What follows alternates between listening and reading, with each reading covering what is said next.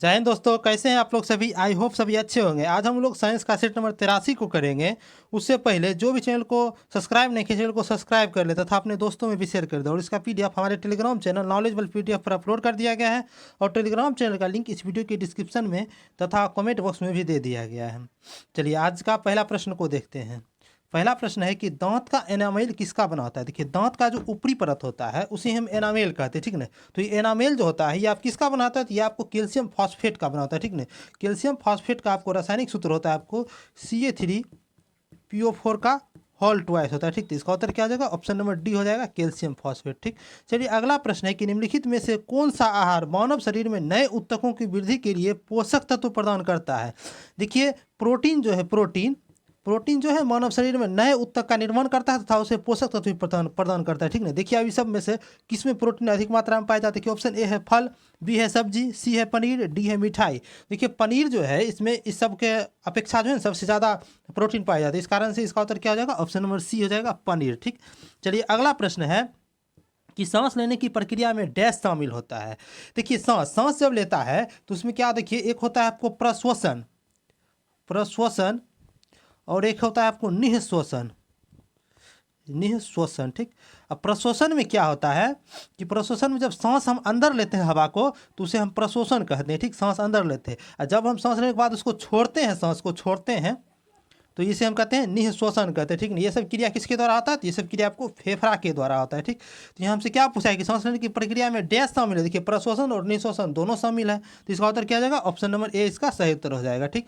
चलिए अगला प्रश्न है कि स्वैच्छिक कार्यों के लिए सुनिश्चितता, अंग विन्यास, निर्वहन और शरीर की संतुलन बनाए रखने के लिए डैश उत्तरदायी होती है। यानी कि स्वैच्छिक कार्य करने के लिए कौन सा मस्तिष्क का ऐसा भाग है जो कि उसमें होता है। तो इसका उत्तर क्या हो जाएगा आपको, इसका हो जाएगा आपको अनुमस्तिष्क जो है ना आपके स्वैच्छिक कार्य करने में सहायक है, ठीक।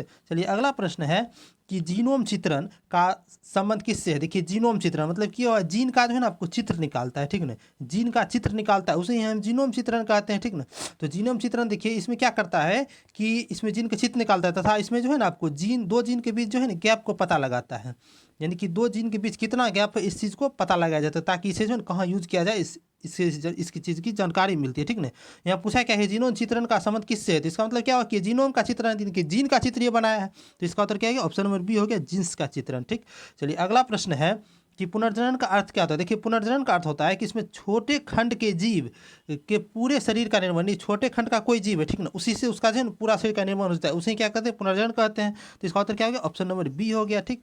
चलिए अगला प्रश्न है कि निम्नलिखित में से कौन सा घोल क्षारीय है, ठीक ना। देखिए सबसे पहले देखिए किसी भी कोई भी विलयन है, ठीक है, उसमें अगर 10 के पावर -7 है सांद्रता उसका दिया हुआ 10 पावर -8 है तो इसका देखिए पीएच क्या हो जाएगा, 7 हो जाएगा। 10 पावर -8 है तो 8 हो जाएगा। अगर 10 पावर 2 है तो इसका पीएच 1 हो जाएगा आपको 2, यानी कि सांद्रता इसका अगर 10 पावर -2 है -2 है तो इसका पीएच हो जाएगा 2। और 10 जैसे कोई भी चीज़ है तो 10 के पावर अगर 11 है माइनस में तो ये हो गया इसका सांद्रता 11 हो गया, ठीक। आप देखिए इस प्रश्न को देखते हैं। प्रश्न में देखिए पहला ऑप्शन एम का है कि H+ आयन जो है ये जो लेस देन है किससे, तो 10 के पावर -7 के, ठीक ना, मोल प्रति लीटर से, ठीक ना। यानी 10 पावर -7 से लेस देन एक शब्द लेते हैं, शब्द किससे, जैसे एक हो गया 10 पावर -8, ये देखिए 10 पावर -7 से क्या है, छोटा है तो इसका पीएच क्या हो जाएगा, 8 हो जाएगा, ठीक। देखिए बी में कहा है कि बराबर है ये 10 पावर -4 से, तो इसका पीएच तो 4 ही हो जाएगा। अब देखिए H+ जो है बड़ा है आपको किससे, 10 पावर -7 से, तो यानी कि 10 पावर -7 से यानी 10 पावर 6 ले लेते हैं माइनस में, ये भी बड़ा हो गया, इसका पीएच 6 हो गया, ठीक। अब देखिए इसमें कहा है कि 10H+ जो है 10 पावर -7 से बराबर है, ठीक ना, यानी कि इसका पीएच क्या हो जाएगा, 7 हो जाएगा, ठीक ना। यहाँ देखिए प्रश्न में हमको क्या कहा है, निम्नलिखित में से कौन सा घोल क्षारीय है, ठीक ना। देखिए सबसे पहले एक बात और आप समझ लीजिए, पीएच स्केल को देख लीजिए। पीएच स्केल में क्या होता है कि बीच में जो होता है उदासीन बिंदु वहाँ पर 7 होता है और इस साइड पढ़ेंगे दाएं साइड तो यहाँ पर क्षारीय आता है, यानी कि 7 से 14 के बीच क्षारीय, और 7 से नीचे जाएंगे 0 के बीच तो ये क्या हो जाएगा, अम्लीय हो जाएगा, ठीक ना। आप देखिए किस ऑप्शन में दिया हुआ है, देखिए कौन सा घोल क्षारीय, यहाँ क्षारीय पूछा, यानी कि 7 से ज़्यादा जिसका पीएच होगा वो क्षारीय हो जाएगा। देखिए मात्र एक ऑप्शन ए है जो कि 8 आया है पीएच इसका, ठीक ना, इसका मतलब यही क्षारीय होगा। तो इसका उत्तर क्या हो जाएगा, ऑप्शन नंबर ए हो जाएगा आपको क्षारीय, इसका उत्तर ऑप्शन नंबर ए होगा, ठीक। चलिए अगला प्रश्न है कि जल में अगर कार्बन डाइऑक्साइड प्रवाहित करने पर बना सोडा वाटर कैसा होता है, अम्लीय या क्षारीय कैसा होता है। ठीक है, देखिए जब जो है ना कार्बन डाइऑक्साइड को जल में घुल जाती है तो एक एसिड बनाता है, इसे हम कार्बनिक एसिड कहते हैं, जो कि बाद में बाइकार्बोनेट बना लेते हैं। देखिए कार्बनिक एसिड जो होता है इसका फॉर्मूला होता है आपको H2CO3 होता है। ठीक ना, ये हमसे क्या पूछा है कि कार्बन डाइऑक्साइड प्रवाहित करने पर बना सोडा वाटर क्या होता है। देखिए बना सोडा वाटर क्या होगा, ये देखिए एसिड बना लिया है, कार्बनिक एसिड बना लिया, अम्लीय प्रकृति का हुआ, तो इसका उत्तर क्या हो जाएगा, ऑप्शन नंबर सी हो जाएगा, अम्लीय प्रकृति का। ठीक, चलिए अगला प्रश्न है कि निम्नलिखित में से कौन सा मिलान सही नहीं है, इसमें से कौन है जो सही नहीं है। देखिए ऑप्शन ए है रक्त का पीएच मान 7.4, हाँ ये सही है। सिरके का पीएच मान 2.2, हाँ ये भी सही है। शुद्ध जल का पीएच मान 7.5 दिया है, नहीं ये 7 होता है। शुद्ध जल का पीएच मान क्या होता है, 7, यानी कि शुद्ध जल क्या होता है, उदासीन होता है। दूध का पीएच मान 6.6 होता है, ये भी सही है। यहाँ हमसे क्या पूछा है कि मिलान सही नहीं है, यानी कि गलत कौन सा है, तो गलत देखिए ऑप्शन नंबर बी में दिया हुआ है, शुद्ध जल का पीएच मान 7.5 दिया हुआ है। ठीक ना, चलिए अगला प्रश्न है कि उस विलयन का पीएच मान क्या होगा जिसके हाइड्रोजन आयन की सांद्रता 1 × 10⁻5 मोल प्रति लीटर है। कि अभी तुरंत देखे थे कि अगर हाइड्रोजन आयन की सांद्रता रहेगा 10⁻5 तो इसका पीएच हो जाएगा 5, सांद्रता अगर 10⁻8 रहेगा तो इसका पीएच हो जाएगा 8। उसी प्रकार यहाँ क्या दिया हुआ है, 10⁻5 दिया हुआ है, तो इसका पीएच मान क्या हो जाएगा, 5 हो जाएगा, जो ऑप्शन नंबर किस में दिया है, तो ऑप्शन नंबर बी में दिया हुआ है। ठीक, चलिए अगला प्रश्न है कि बड़े परमाणुओं वाले तत्वों से बने बंध डैश होते हैं, कमजोर होता है या मजबूत है। देखिए दो बड़ा परमाणु लेते हैं, देखिए एक बड़ा परमाणु, तो ये सब देखिए सेम साइज का लगभग है एक। ठीक, ये सब बड़ा परमाणु जैसे हम इसको बना दिए। ठीक, तत्व बना दिए बड़ा परमाणु से। ठीक, ये देखिए कोई छोटा परमाणु लेते, ठीक छोटा परमाणु लिए, इसमें भी तत्व बना दिए। ठीक, अब देखिए इस दोनों आप यहीं पर देखिए क्या होता है कि देखिए यहाँ पर देखिए गैप ज़्यादा है और यहाँ पर देखिए गैप कम है। गैप ज़्यादा है इसका मतलब क्या हुआ कि कमज़ोर है, किसी भी चीज़ में गैप ज़्यादा है तो इसको कमज़ोर न हो गया, ये तो कमज़ोर हो गया। इसमें देखिए गैप ज़्यादा है, इसमें देखिए गैप कम है, ये क्या हो गया, मजबूत हो गया। यहाँ से क्या पूछा है कि बड़े परमाणु वाले तत्वों से बने बंध क्या हो जाएगा, ये बड़े परमाणु का बंध है और ये छोटे परमाणु का बंध। देखिए बड़े परमाणु वाला क्या है, तो गैप ज़्यादा है तो ये कमज़ोर हो गया, और छोटे परमाणु वाला मजबूत होता है। ये हमसे बड़े परमाणु के बारे में पूछा है, तो बड़े परमाणु वाला क्या हो जाएगा, बहुत कमज़ोर हो जाएगा, जो कि किस ऑप्शन में दिया, ऑप्शन नंबर ए में दिया हुआ है। ठीक, चलिए अगला प्रश्न है कि परिवर्तनीय संयोजकता दर्शाता है कौन सा। देखिए परिवर्तनीय संयोजकता कौन दर्शाता है, तो उससे पहले देखिए आवर्त सारणी कैसा होता है। देखिए आवर्त सारणी ऐसे होता है, देखिए यहाँ पर देखिए एस ब्लॉक होता है, ठीक, यहाँ पर पी ब्लॉक, यहाँ पर कौन सा ब्लॉक होता है आपको, पी ब्लॉक, और बीच में होता है आपको डी ब्लॉक और नीचे होता है एफ ब्लॉक। ठीक ना, देखिए डी ब्लॉक का जितना भी तत्व है वो सारा कहलाता है आपको संक्रमण तत्व। ठीक, ये कहलाता है आपको संक्रमण तत्व, इसे ही उत्प्रेरक कहते हैं। और इसी के अंदर जो है ना आपको सिक्का धातु भी रहता है। ठीक ना, सिक्का धातु भी इसी के अंदर, और इसके अंदर जितना भी तत्व है ये सबका संयोजकता क्या होता है, परिवर्तनशील होता है, यानी कि ये क्या होगा आपको परिवर्तनीयशील संयोजकता दर्शाता है। ठीक ना, अब देखिए एस ब्लॉक, एस ब्लॉक में क्या होता है कि देखिए एस ब्लॉक में 2 वर्ग होता है। ठीक है, एक होता है क्षारीय वर्ग ये, और ये दूसरा नंबर का होता है क्षारीय मृदा धातु का। ठीक ना, अब देखिए इसमें देखिए S P block, P block में देखिए लास्ट में जो है 98वां वर्ग होता है, इसमें आपको अक्रिया गैस होता है। ठीक ना, और 17वां वर्ग में हेलोजन होता है, और इधर बाकी बात सब क्या होता है आपको अधातु होता है। ठीक ना, अब देखिए ये एफ ब्लॉक जो है, एफ ब्लॉक ये सब क्या है आपको, इसे हम अंतः संक्रमण तत्व कहते हैं। ठीक ना, एफ ब्लॉक को अंतः संक्रमण तत्व कहते हैं। अंतः संक्रमण तत्व क्यों कहते हैं, क्योंकि देखिए डी ब्लॉक को हम संक्रमण तत्व कहते हैं, ये डी ब्लॉक से ही निकला हुआ है एफ ब्लॉक, इसी कारण इसको अंतः संक्रमण तत्व कहते हैं। ठीक ना, और इसमें जो है सारा तत्व क्या होता है, रेडियो सक्रिय तत्व होता है। ठीक ना, अब देखिए यहाँ हमसे क्वेश्चन क्या पूछा है कि परिवर्तनशील संयोजकता कौन दर्शाता है। देखिए यहाँ परिवर्तनशील संयोजकता कौन दर्शा रहा है, तो डी ब्लॉक का तत्व दर्शा रहा है, जिसे हम संक्रमण तत्व ही कहते हैं। तो इसका किस ऑप्शन में दिया, तो ऑप्शन नंबर बी में दिया हुआ है। ठीक, चलिए अगला प्रश्न है कि निम्नलिखित विज्ञानों में से किसने स्थिर अनुपात के नियम को प्रतिपादित किया था। देखिए स्थिर अनुपात का नियम जो है जोसेफ प्राउस्ट ने प्रतिपादित किया था। उन्होंने कहा था कि इस नियम को इस प्रकार से व्यक्त किया था उन्होंने कि किसी भी यौगिकों में तत्व सदैव एक निश्चित द्रव्यमानों के अनुपात में विद्यमान होता है। ठीक है, इसे ही क्या कहते हैं, स्थिर अनुपात का नियम कहते हैं। किन्होंने दिया था, तो जोसेफ प्राउस्ट ने दिया था। इसका उत्तर क्या हो जाएगा, ऑप्शन नंबर बी हो जाएगा, जोसेफ प्राउस्ट। ठीक, चलिए अगला प्रश्न है कि 3 kg के एक पिस्तौल 180 मीटर प्रति सेकंड के वेग से 40 ग्राम की गोली क्षैतिज रूप से चलाई गई है, तो पिस्तौल का प्रतिघाती वेग क्या होगा। देखिए हमेशा आप ध्यान में रखिए कि किसी भी प्रकार का टक्कर होगा तो उसमें क्या होगा, आपको संवेग संरक्षित होगा। ठीक ना, यहाँ पे देखिए कैसे हुआ है कि देखिए गोली है, ठीक, ये एक गोली है। ठीक, गोली से जो है ना आपको बुलेट दाग आ गया। ठीक, इधर बुलेट देखिए निकल रहा है तेजी से। ठीक, यहाँ देखिए आपको गोली का कितना दे दिया है, 3 kg का गोली है, तो गोली का द्रव्यमान यानी कि mg इसको ले लेते हैं, गोली के द्रव्यमान को mg हमको 3 kg दे दिया है। ठीक, और पिस्तौल जो है 180 मीटर पर सेकेंड के वेग से, यानी कि पिस्तौल से 100 मीटर पर, बुलेट का वेग दे दिया है आपको, v ऑफ बुलेट कितना दे दिया है, तो 180 मीटर प्रति सेकेंड दे दिया है। ये हो गया आपको v ऑफ बुलेट हो गया, ठीक ना। और 40 ग्राम की गोली, तो यानी गोली का दे दिया आपको द्रव्यमान कि एम ऑफ बुलेट, यानी गोली को बुलेट मान लिए यहाँ, तो यह 40 kg हो गया, ठीक। और उसके बाद देखिए क्या दिया हुआ है 3 kg, ठीक है। यहाँ हमसे क्या पूछा है कि पिस्तौल का प्रतिघाती बल, यानी क्या होगा कि दोनों क्या होगा, हमेशा संवेग संरक्षित होगा। यानी कि देखिए पिस्तौल का जो संवेग होगा, यानी कि पिस्तौल का संवेग क्या होगा, mg, यानी पिस्तौल को हम गन लिए हैं तो जी mg लिए हैं, यानी संवेग बराबर क्या होता है, p बराबर mv, ठीक ना। तो उसी प्रकार देखिए पिस्तौल का संवेग क्या हो जाएगा, mg इंटू वी जी, ठीक ना। ये दोनों संरक्षित है, यानी कि बराबर हो जाएगा।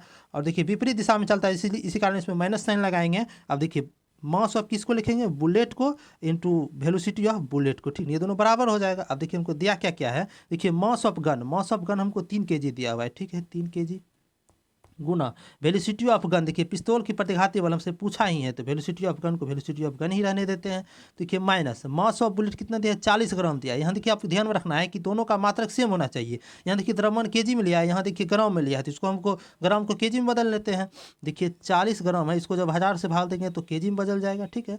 अब देखिए कितना दिया है वेलोसिटी ऑफ बुलेट को, 180 मीटर पर सेकेंड, ठीक। अब देखिए इसको सॉल्व करते हैं, देखिए सॉल्व करेंगे, देखिए ये 2 जीरो कट जाएगा, ठीक।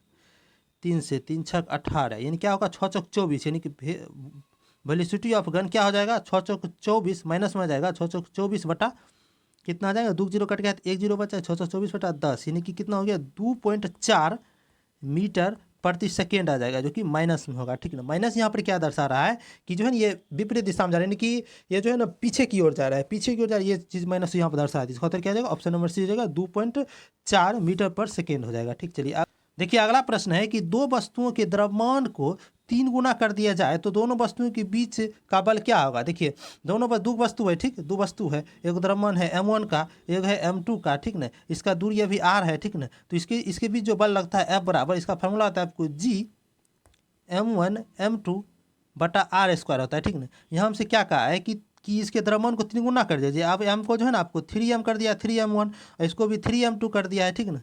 अब देखिए इसमें कहा है कि नया जी क्या होगा, यानी कि वस्तुओं के बीच के बल क्या होगा, यानी कि नया जो है एफ होगा ये क्या हो जाएगा।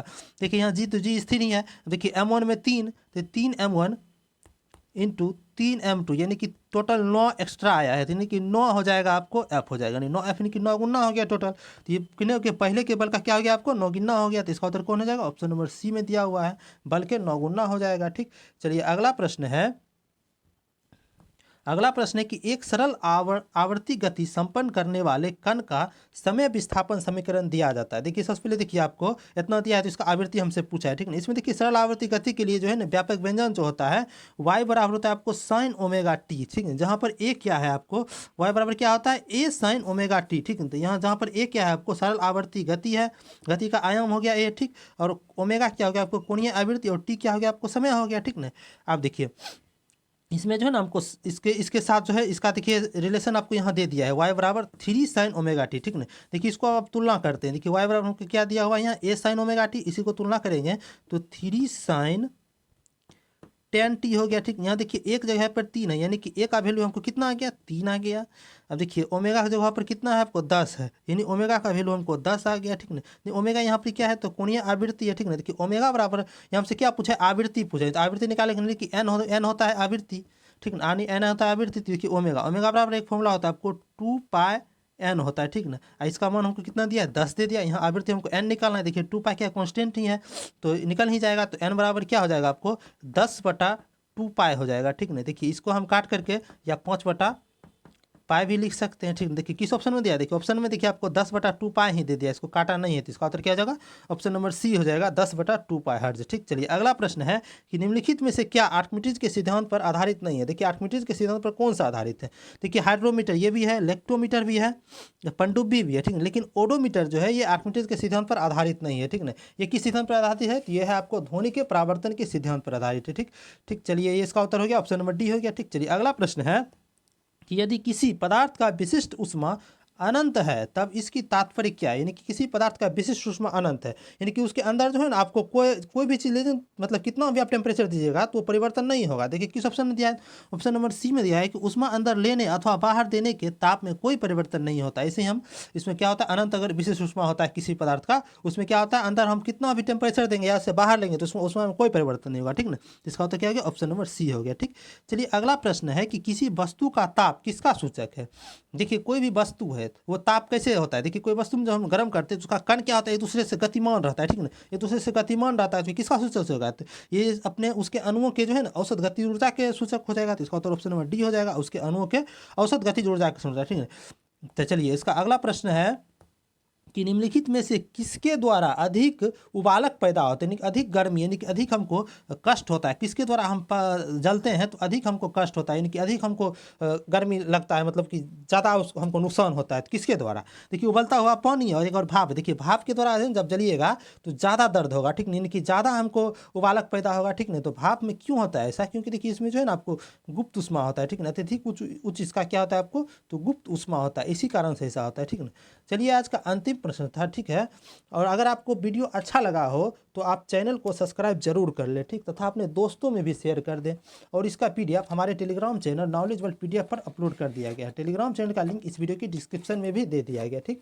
चलिए वीडियो में अंत तक बने रहने के लिए धन्यवाद, मिलते हैं अगले वीडियो में।